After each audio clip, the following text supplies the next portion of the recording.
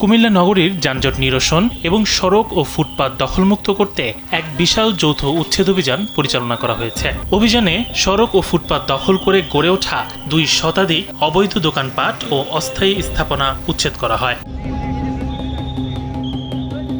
বৃহস্পতিবার বিকেলে জেলা প্রশাসন ও কুমিল্লা সিটি কর্পোরেশনের যৌথ উদ্যোগে এই অভিযান পরিচালিত হয়। অভিযানটিতে নেতৃত্ব দেন কুমিল্লা সিটি কর্পোরেশনের প্রশাসক ইউসুফ মোল্লা টিপু।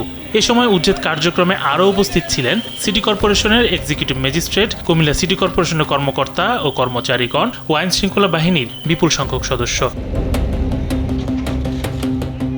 অভিযানের শুরুতে নিউ মার্কেট এলাকায় সড়ক ও ফুটপাত দখল করে থাকা অবৈধ দোকান, অস্থায়ী স্থাপনা এবং যানবাহন চলাচলে বিঘ্ন ঘটানো অন্যান্য প্রতিবন্ধকতা অপসারণ করা হয়। পরবর্তীতে ভ্রাম্যমাণ আদালত এই এলাকাগুলোতে অভিযান চালায়। এ সময় সড়কের ওপর থাকা অবৈধ ভ্রাম্যমাণ দোকানপাট ও ভ্যান ভেঙে গুঁড়িয়ে দেওয়া হয়। নগরবাসীকে যানজট মুক্ত ও পরিচ্ছন্ন শহর উপহার দিতে এই ধরনের অভিযান আগামীতেও অব্যাহত থাকবে। ঘোষণা দিয়েছি আমি 1 মাসের মধ্যেই যানজট মুক্ত করব কুমিল্লাকে। তারই ধারাবাহিকতায় আমাদের এই অভিযান। পাশাপাশি হচ্ছে আপনি গত কয়েকদিনের মধ্যে আমরা যে অটোগুলো রয়েছে এগুলো আমরা রেজিস্ট্রেশনে আওতায় নিয়ে আসবো।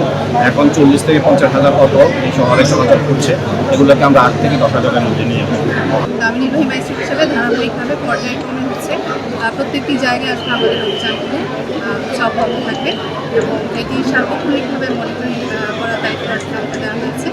আমরা আশা করছি যে লক্ষ্যমাত্রা নির্ধারণ করা হয়েছে আমরা হচ্ছে এই আমাদের অভিযানের মাধ্যমে আমরা নিশ্চিত